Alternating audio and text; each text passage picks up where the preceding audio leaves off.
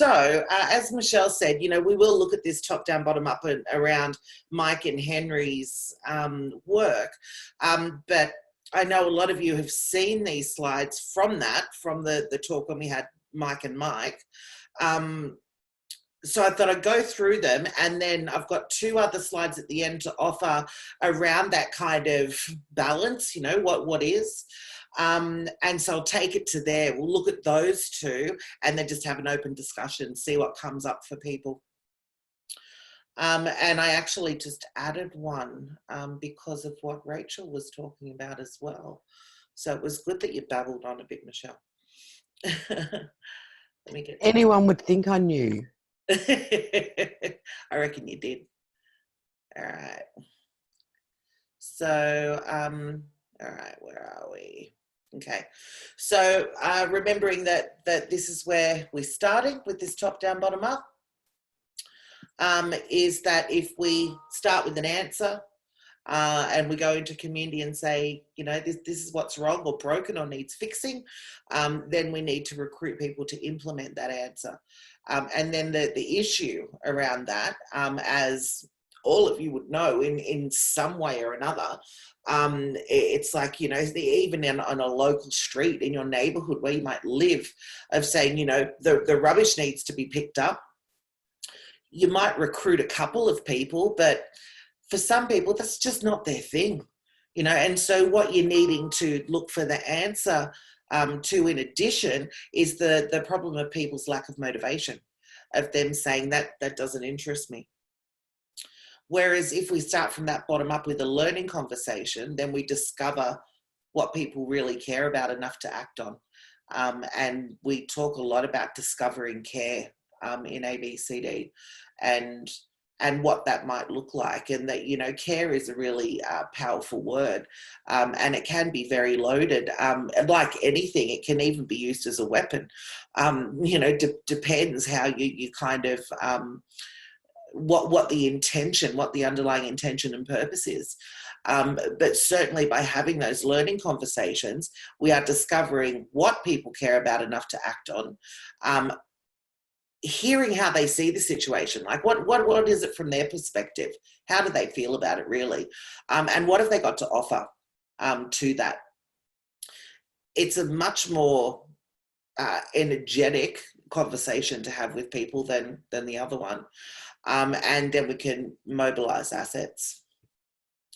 So the learning conversation framework, and I know we went over this, so I won't stay on it too much, but there's a couple of key things that I think are really important to just go over with this.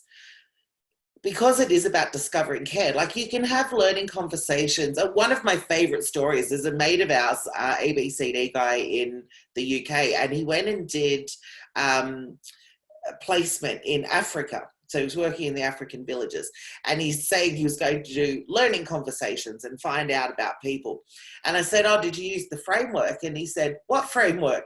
And he said, this is what he called it, was learning conversations. And he said that because he was working with families and children, there was a group of children that he was talking to, and he said to them, I want each of you to take me to the person in this village who makes you smile.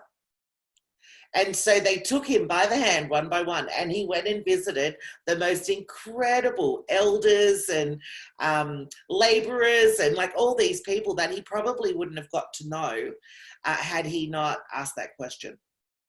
So he was having a learning conversation about the children, like who was important to them, who did they care about, and also then able to have that conversation with the adults as well.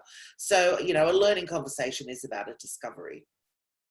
But this framework that Mike and Henry came up with, and in case that's confusing, we had Mike Green and Mike Mather on the call the other week. The book of around ABCD for Inclusion, When People Care Enough to Act, was written by Mike Green and Henry Moore, who sadly passed away many years ago. So that's when I talk about Henry, I'm talking about that work that they pioneered way back when. So the learning conversations, these couple of points that I want to kind of emphasize is that, and Michelle and I might do this in these 3 different questions in a World Cafe, in a hosted conversation groups, lightning rounds, a small group, like whatever the format is, depending on who it is that you're hosting. But that first one is so important with those concerns. It's about what I don't want to happen. So it's not saying, tell me all your woes and your worries. You don't have 10 minutes to just tell me everything that's bad in your world. This is actually about what you don't want to happen. So as an example, I facilitated a disabilities forum years ago in the Upper Hunter of New South Wales, about, I don't know, 4 hours north of Sydney, kind of semi-rural area. And they were looking at a whole lot of different initiatives and responses to supporting children with a disability in the community, being kind of a semi-rural area, you know, not having a lot of city resources. So one thing that a group of them wanted to look at was creating a homework hub, like a one-stop place that you know, everyone could join together with the kids in the afternoon, or even, you know, 1 or 2 afternoons. So their concerns were, what I don't want to happen is, I don't want my children slipping through the cracks of education. I don't want my children to be illiterate.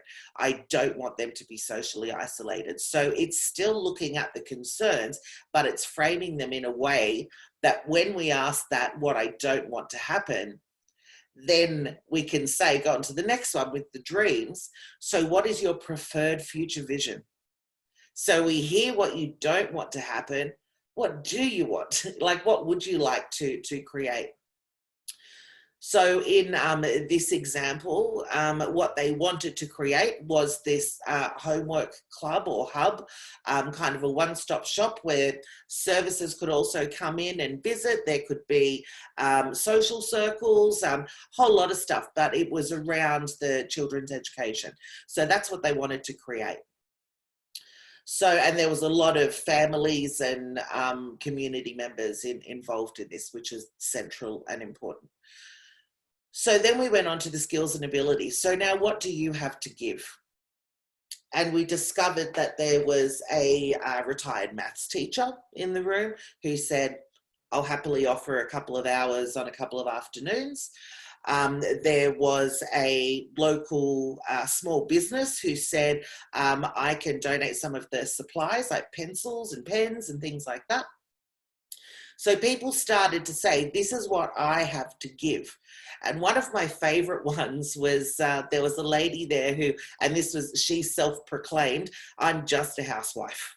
I'm just here because my neighbour thought that it'd be good for me to come along. I'm just a housewife. I don't have an education. I don't really have anything to give. And so, and this was done on rounds in tables. So the table let her go, went okay, and people continued talking about the other things they have to give. And I was wandering around the room. And as I walked past their table at one point, and I heard them talking about transport and saying, you know, most parents are at work and we need to get kids from the school here to wherever this one-stop shop might be.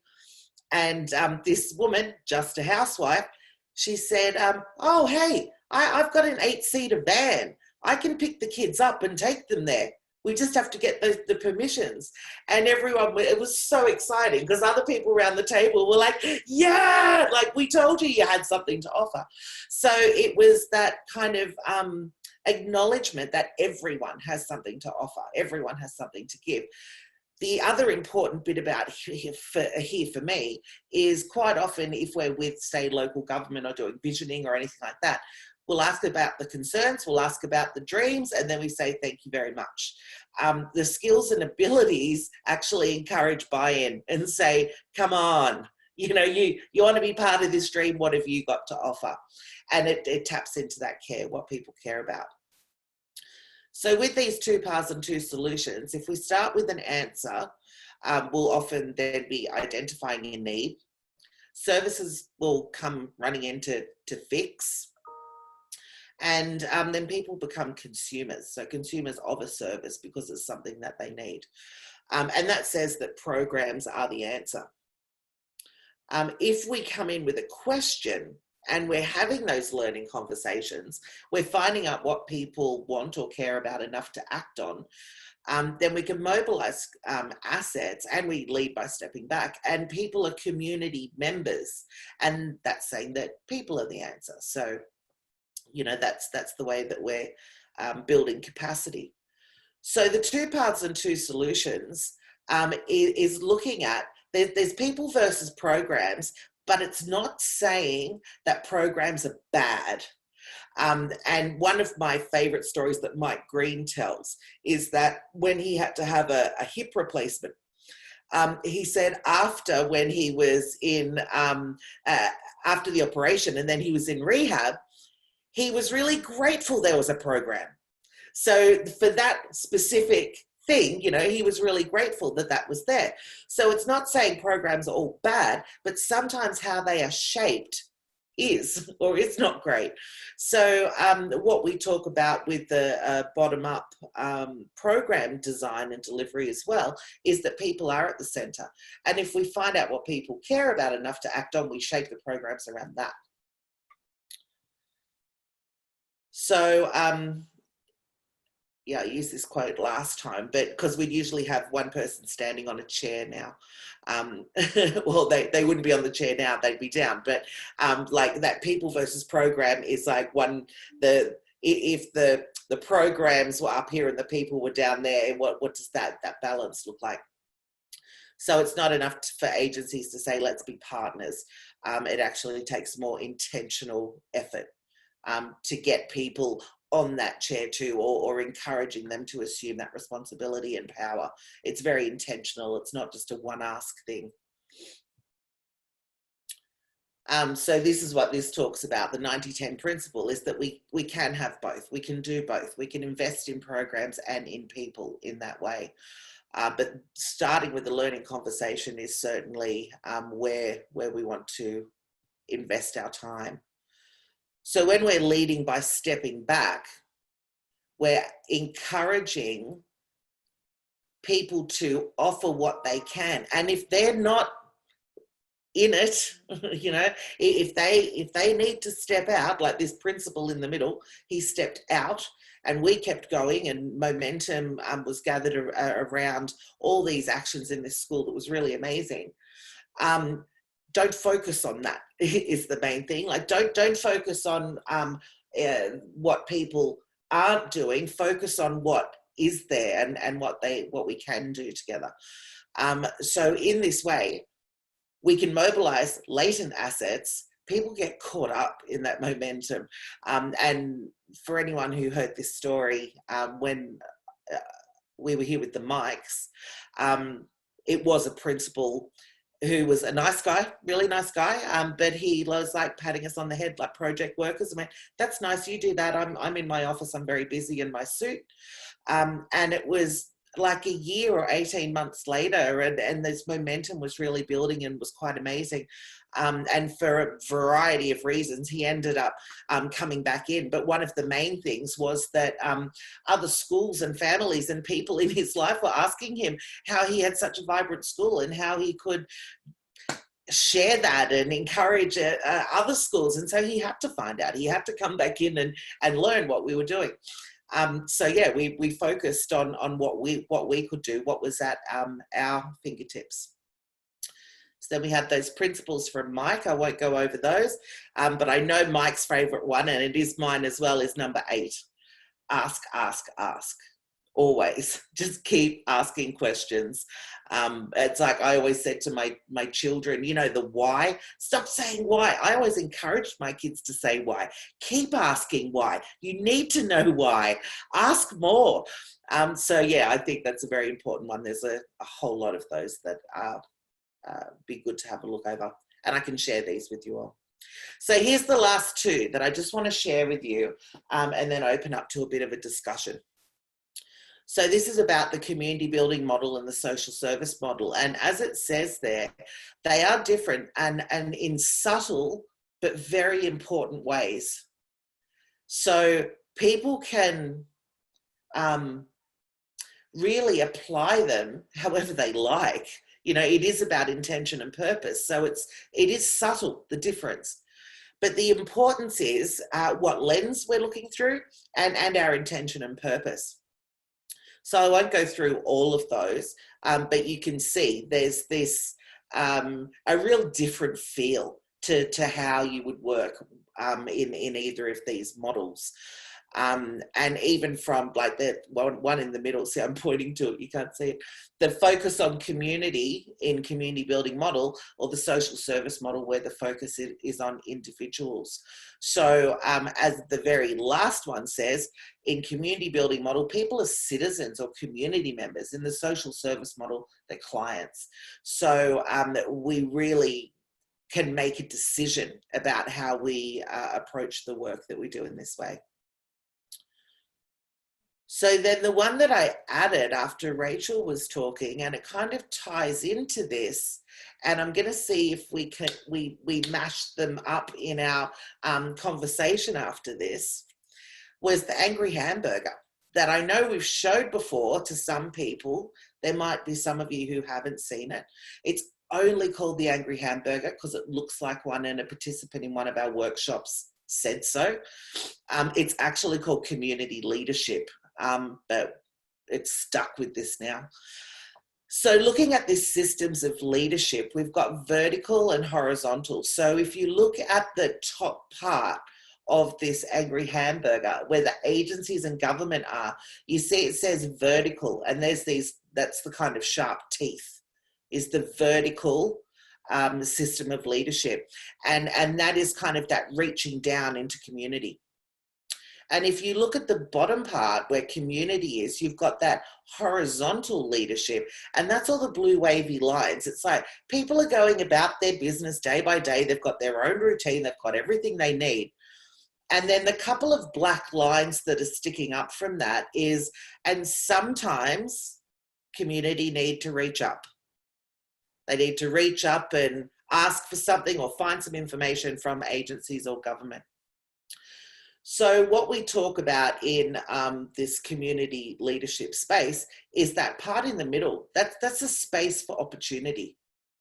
And also remembering that the people who are in that top part, the agencies and government in the vertical leadership, they live down the bottom in that horizontal leadership.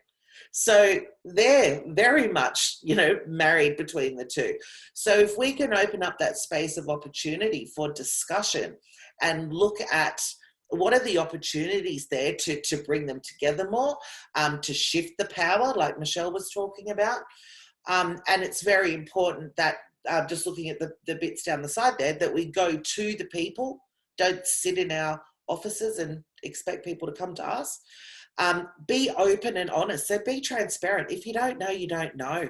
But also, if you do know, share that too. Like, it's really important. Offer a variety of opportunities. So rather than saying to community members, you need to come and see me in the office before 3:30, or we can put on a program for you, but it has to be at 10 a.m. on a Saturday morning. That's really black and white. Like that doesn't offer a lot of variety for people. Whereas if we're having a learning conversation and saying, what works for you, look at what we can help to support and co-organize, then we can offer a variety of opportunities. And language matters. We talked a bit about language this morning with the standards as well. Just thinking about the language that we use.